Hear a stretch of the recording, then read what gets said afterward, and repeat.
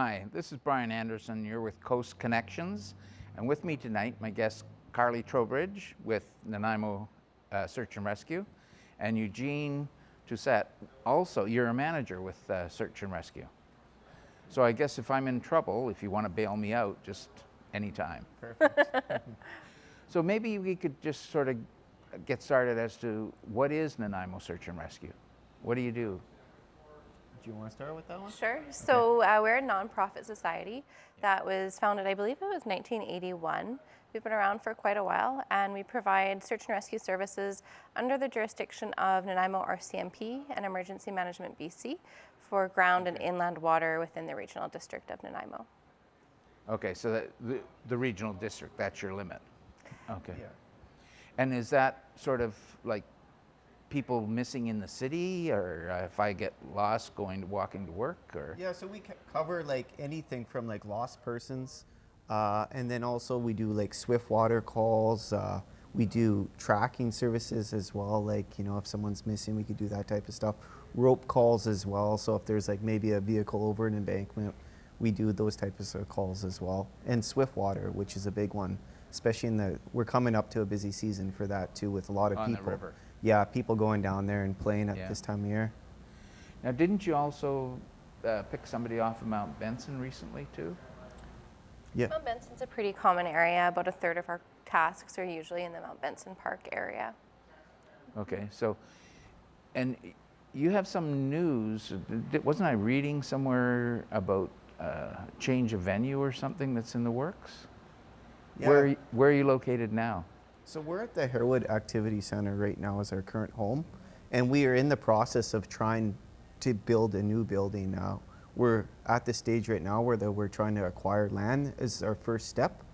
Yeah. We have had a donor bring some money to the table, but we would like to get some land, and we're in actually talks with the city on a couple parts of land. But other than that, we're just keeping our fingers crossed and hope to expand soon.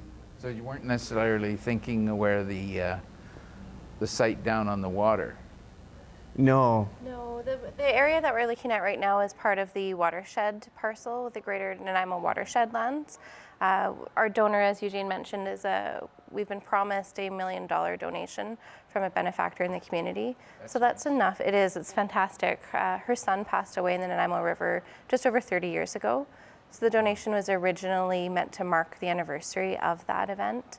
That will cover the cost of the building, but as Eugene mentioned, we're certainly looking for land in partnership with the city to build that building on.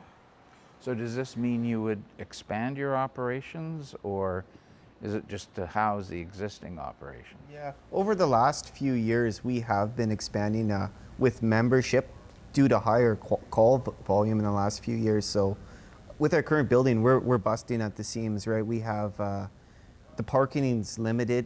We share this space as well. So if there's something going on in the activity center and we have a call, like an urban call where we're actually staged at the building, we're having challenges with parking. And then with our fleet too, we're at our limit. We can't fit any more vehicles. We have to use our ATV, we have to hook up a trailer and lower a boat to get it in and out of the way. So we're at capacity pretty much is where we're at with the building right now. So do you, like you mentioned, you're all volunteers basically, and it's not for profit. So are you looking for volunteers? Not currently, no. We've recruited pretty consistently over the last 3 years, approximately 10 to 15 members each year, and they're put through a 70-hour program by the Justice Institute of BC called Ground Search and Rescue. And so they go through that program, and then once they've completed that, they're eligible to do search and rescue anywhere in the province. And we've had a steady increase of members. We've essentially almost tripled our team in the last 3 years. So at this point, we're not recruiting, no. Perhaps 2019, we will look at it again. The good thing about us is we've done targeted recruitment for retention more than specialized skills. So that actually means that we're able to bring in members that are going to consistently come, especially during the week when everyone's working. That's when we've had challenges in the past. And now doing that, we could actually train from within rather than recruit specialized skills. So it's been working really well for us. So is it different, require different skills, like you mentioned, doing an urban search as opposed to out back up Mount Benson or something? Is that? Definitely. So we would use different tactics, right? We would use lost person profiles, especially in an urban setting. You know, there's certain areas and like structures and type where there's historical data where we would find them. But then in the backcountry, you know, it's a process of just kind of containment, right? Not allowing the search area to get larger when we're going. And then from there, we usually use the profiles again, you know, just to see where the subject has a high probability of being.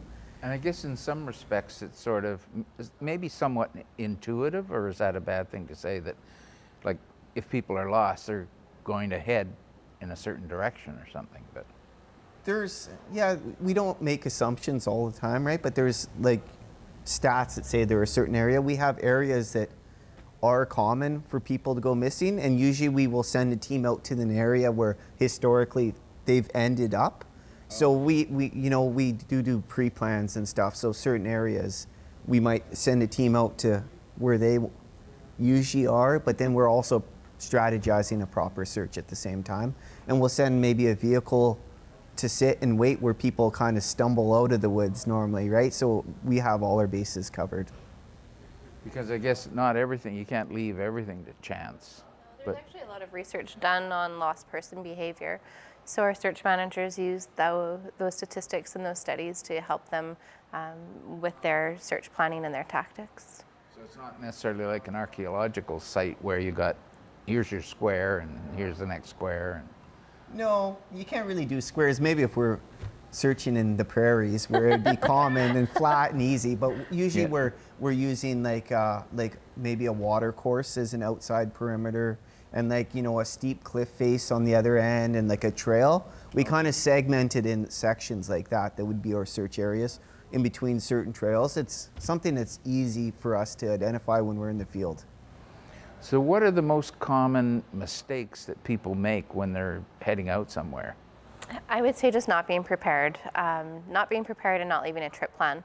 Those are the two biggest SAR prevention measures that we advocate for. So the 10 essentials can fit in a really small backpack, actually. You don't have to be carrying 20 pounds with you by any means, but carrying things like light, shelter, fire starter, extra food and water, first aid kit, all these types of things that can allow you to make it through a 24-hour period should you either become lost or hurt yourself and need to be on your own for a period of time. And then a trip plan. Adventure Smart is a provincial agency that has a lot of SAR prevention measures on their website and a lot of education as well for how to survive outside. They do a really great kids program called Hug a Tree. So people can find a trip plan on their website and fill it out and leave it with a friend or family member. So some of that information, you mentioned that you're redoing your web page, but you have a Facebook site. We do. So, and that's available for people to get information or leave information?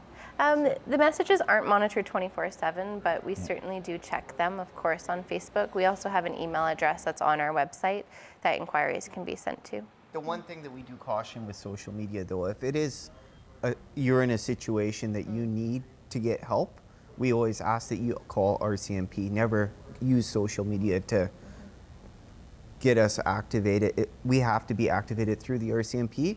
And we'll, 911. yeah, call 911. And the big thing is, don't wait until it's late into the night. You know, if you're having an issue, call them, let them know the situation. They might not activate us right away, but if they're aware of it, they'll usually give us a heads up, and we could maybe start planning before it's dark and Take care of some of the the administrative logistics things beforehand. Yeah. So Yeah. that would be the one thing I would say is definitely. Does darkness make it more difficult? There's benefits to both, actually. Darkness, if someone's got a flashlight or they're building a signal fire, it's really good. Sound travels amazingly at nighttime, actually, unless it's raining, but you could hear people a lot better. And with a flashlight, you know, going across the woods, you can spot someone. And for tracking, it's a lot of benefits as well, so. Tracks are much easier to follow at night. I'd say the only disciplines that really are hampered by darkness would be the swift water and our canine search, as well as it's really difficult to search the dogs in the evening. Yeah. or overnight, I should say. So if you're out at night, do you ever have any problems with animals? Or is it? I've yet to encounter wildlife on a search. I don't know about you. Usually we're tromping through the woods, not always on the trail. We're always out in a group of minimum of 2, but if not larger than that. And we're going through the bush, making lots of noise, calling out for the subjects. So typically if there is wildlife around, they're not going to be around us. They're going to be running the other way. That's kind of, Yeah. you know, in the time I've been in search and rescue, I've definitely noticed that there's no wildlife around. You might see the odd deer running away from you, but that's about it. Well, seeing the odd deer, that would be kind of fun. That would be the bonus of being out there. Yeah, that's true. You do see some eyes glowing in the dark at night occasionally, raccoons and deer and that, but we've never had a negative encounter, that's for sure. So what's the most difficult thing that you've been involved in the last few years? Or the most interesting? Difficult, certainly, you know, not every call has a happy ending, so there are certainly those types of tasks that can be emotionally trying on our members. I think the whole program, Search and Rescue in itself, is a huge endeavor. It's a huge time commitment, and it certainly requires a lot of training. So it's a large undertaking to go into this and to remain committed to it, but it's also a ton of fun and has huge benefits. So it's been good. It's a great community too. We're all friends outside of search and rescue as well. So when you go out on a search, it's like going out with kind of your family. You see, we train once a week on Tuesday nights from 7 to 9 every week, as well as like weekend training and stuff. So when we do go out, it's, you know, we're all practiced, I guess would be the thing, right? We're ready to go, and we all know each other, our strengths, our weaknesses, and we work well together. So in those situations where, like you said, a bad outcome, do you have access to like counseling or services, that sort of thing? We do. There's a program called Critical Incident Stress Management, and they offer services to SAR teams across BC through the BC Search and Rescue Association. Yeah. And they're dispatched anytime there's a fatality or some kind of tragic ending to a SAR call. They're dispatched to that team and offer ongoing services. And it's a peer-to-peer training as well, counseling. Yeah. So it's other SAR members coming in as outside experts with that training. So they know the situation, and they also know, like, they've been in that situation in search and rescue. So they're great. Great service. We actually have one fellow on our team trained for CISM, which is the acronym, and it's a fantastic service that the province offers. Now you mentioned the Justice Institute. So to my mind, justice and search and rescue sounds a little far afield. How does that work? Well, I guess with that one is they do provide like the training course for all search and rescue members in the province. So that's where we do we have sent team members away to do training with them to teach the team. So we have our own teachers in our group. And then as well as like the SAR manager course, they put that on our rope courses. So they are kind of involved in that type of thing. Because I know they do a fair bit of training, and I thought it was mostly with the justice system, but obviously if you're a trainer, it's once you've got those kind of skill sets, then it's just a matter of knowing the curriculum. Yeah. Exactly, yeah. As Eugene mentioned, they do other specialty training as well within search and rescue. So they do our avalanche training, rope training, a few different niches within the SAR programs that they host our courses for us. We don't have that many avalanches around in the RDN. We don't, no. We do have a winter response team, and we would be mostly tasked for mutual aid calls to typically the Strathcona Park area would be our closest avalanche train. There is an active snowmobile club in Nanaimo though, and they do go in the backcountry. So if we were in that situation, it'd be a challenge just even getting up some of these roads and accessing the areas that there potentially could be an avalanche in our service area. So when you mentioned a not-for-profit society, so do you have a need, like a fundraising need, or is that something that's just sort of No, we always have a challenge? Huge fundraising needs. Eugene and I can both probably speak to that. Our board consists of 10 members. We have a fundraising director, and that person is in charge for organizing events throughout the year. So right now we have a few on the horizon that we're planning for the fall, so you can check our social media channels for that. We also are lucky to receive donations from community members and grants from BC Search and Rescue Association. So it's a constant battle, though, to plan, especially operationally, going forward, what we need each year for our operational budget. And fundraising is probably the biggest part of that we have to focus on. And we do get gaming money as well as another one that we missed out there on that list. So we do get, the fundraising in the past few years has been a lot easier than it was when I first started, where we were just kind of clawing at anything we could get. But now, you know, we've done, just in the past year, we've done a Christmas tree chipping, which has been very successful, and a golf tournament. We've done a raffle for Canucks tickets. And it's a good way to get the rest of the members kind of involved as well. Our raffles are very successful. Yeah. Well, it depends what you're raffling off. Canucks tickets even went surprisingly well this year. I can imagine. Next year might be a bit more of a challenge, but we'll see how they do. Now, the other thing that I was thinking, there's been this topic of discussion, and I think it mainly hits on things like North Shore, up in the Squamish region, where people go into areas they shouldn't be, and they've been talking about whether or not they should be charged for, you know, for you to go out and get them. Is that something that you talk about here?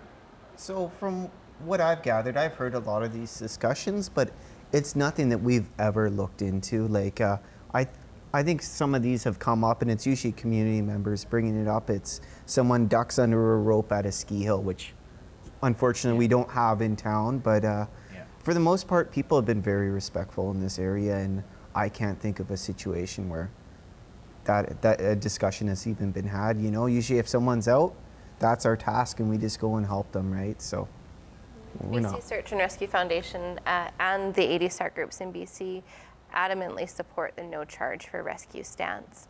And the reason for that is we find that, and there's been studies done showing that even a perceived notion that somebody might be charged for a rescue or a search will delay them or their family members calling for help, and that puts them and us as rescuers in a more precarious position. So we'd rather you call early, know there's no charge, and we'll come and help you out. Yeah. Yeah, and that makes a good point, because if people are reluctant to phone in, then, like you say, it could be well into the night. Yeah, we don't want people organizing their own searches, right? We would rather be the ones doing it, do it effective. And the biggest thing for us is it's always our safety, right? So, you know, we wanted everyone to come out safe. We don't want any injuries or anyone getting hurt. So the safety is a big role for us, right? Absolutely. Now, you used a phrase about moving water. I'm not Swift saying water? that right. Swift water. Yeah. Okay, so that would be like kids going in the Nanaimo River or anybody going in the river. Now, is that out in the sea as well? No, so we just do like inland waters. So pretty much just in from the estuary, like in lakes and rivers is our service area. If there was a situation where they were looking for someone on the ocean, we have been called for like a mutual aid. So the RCMs who's the ones who take care of the ocean would call us, and we would help them out in any way we could. But that would usually be just walking along the shoreline. Yeah, or extra eyes or whatever. Yeah. Royal Canadian Marine SAR is the group that is responsible for ocean rescue. Well, I'm glad you made that clear, because Yeah. I didn't have the distinction, but that's good. So when you mention like fundraising, so it's really key then, as far as the community's concerned, to when these opportunities come along, is because I know there are a lot of organizations that need support, but it's a matter of, I think, picking and choosing Absolutely. what you're doing. Yeah. Yeah, we, as a nonprofit, we're able to issue tax receipts, of course, for any donations that we receive. We have a Canada Helps link that's on our website that people can go donate to if we're not doing direct fundraising. And of course, just the support. Our recent raffle ticket sale that Eugene organized sold out really quickly, which was fantastic. So things like that certainly help. We are just in the process of deciding whether or not we'll host our golf tournament again this year, and then looking at a few other, like a fun run and some things like that for the fall. So just in preliminary planning stages, but some fun community events being looked at. We used to joke around a bit that we were a fundraising group that sometimes does searches, because that's how it felt years ago, where we would just be like constantly fundraising just to be operational. But we have been very lucky in the last few years, and we've acquired some vehicles, and we've been very lucky. Our new command center has been a ongoing fundraising. Now, that's one thing that when I was talking to you, you mentioned that the number of instances or call-outs this year has been a lot higher than it's been in the past. Is there a reason for that, or? There's probably a twofold reason that we've discussed internally, and that we kind of have come to think that this is what's driving it, is one, the increased use of social media. So these different groups online, people being more able to share information more quickly, and these local hiking spots becoming more prevalent and easily accessible. So that would be the first side of it. And then the change in searches, which Eugene could probably speak to a little bit more, but we're doing a lot more urban searches paired with the RCMP, and they're requesting our assistance for dementia type of patients and these urban, so not necessarily backcountry wilderness searches, but city streets. We had one not too long ago that was urban for a number of hours, and there's been quite a few of those this year. So those two things I think are driving it. Aging population, and then of course social media. Yeah. So dementia patients are this somebody that just gets out and gets lost? Exactly. So there's a lot of science behind dementia that we're trying to always stay on top of, but sometimes they'll just go and they'll be focused on something. They'll just walk and walk and walk and walk. So they might walk the same loop every week at the same time every day, but just one day they just miss a turn and they just keep on going. Or so that's where the lost person profile comes in. We have the dementia profile in there, and we'll go and look it up, and that will kind of help us narrow down the search area. But it seems like those calls are becoming a lot more common in the last 3 or 4 years from what I noticed. We're at 19 calls for this year, January 1st to today, and typically we average 24 to 25 for the entire calendar year. So we're well on track to surpass that for this year, and we're just coming into the busy season now. April, May is when we typically start to really see the increased volumes, so we're bracing for a busy summer. Is that because our population is aging, or? Yeah, it could be a number of things. Carly touched on it a bit. It's people going out into the backcountry a lot more. A lot of time not prepared too, so they don't realize how long it takes to go up the mountain. They might go up in flip-flops or shoes with no water, and then all of a sudden, especially in the spring, it gets dark quick. Yeah. So we're getting the longer days now, but beforehand it was challenges that way. So how do you mobilize your group when you get the call? So on a typical call, the tasking agency, who typically is the RCMP, but we do get tasked by the coroner services and BC Ambulance as well. But the RCMP would call the SAR manager on duty, so during the week, and we would then call out the team from there. And depending on where the search is, we'll tell them either to meet at the hall or at a staging area. And typically if it was like up Mount Benson, we would just stage at the Benson Creek parking lot or something like that. And how long would it take you to mobilize? That's a tricky question. It depends on where we're going. If it's a Tuesday night at 7 o'clock, we're very quick because we're already out training. It has happened before. That's the opportunity. Yeah, that's the opportune time to get try and lost, remember for sure. that. Yeah.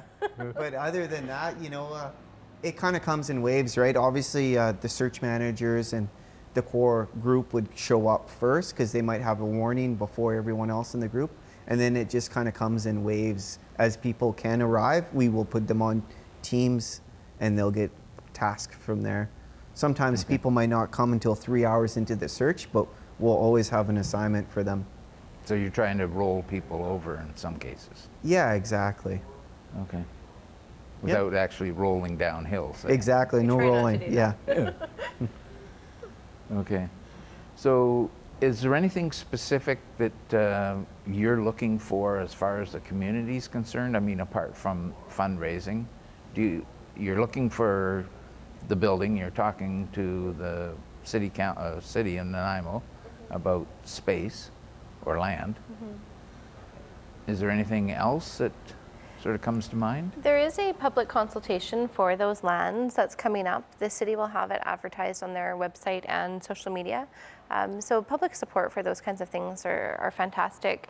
You know, the city sees how busy we are, I think, and what a service we provide, and the fact that we're all volunteers. We all have full-time jobs. We all have families at home. And so having that support, especially in something like this where we're looking for a piece of land is huge. So that will be online, the date for that.